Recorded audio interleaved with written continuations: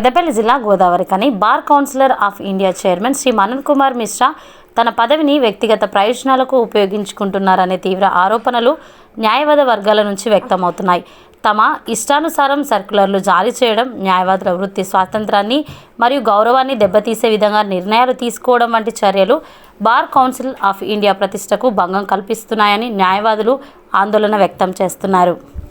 తన ఏకపక్ష నిర్ణయాలు అలాగే న్యాయవాదులకు వ్యతిరేకంగా, న్యాయ విద్యార్థులకు వ్యతిరేకంగా కొన్ని స్టేట్మెంట్లు ఇవ్వడం జరుగుతోంది. అది పత్రికా ప్రకారంగా చూస్తా ఉన్నాం.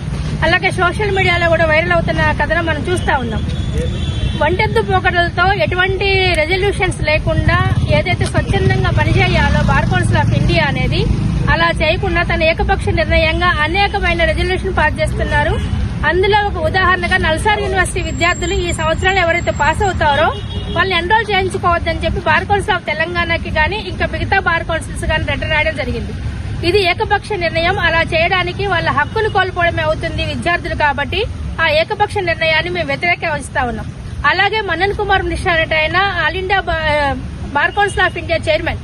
ఆయన చేయాల్సింది ఏ పార్టీలకు అనుకూలంగా గానీ ఏ పార్టీలకు వ్యతిరేకంగా గానీ ఆయన మాట్లాడడానికి లేదు.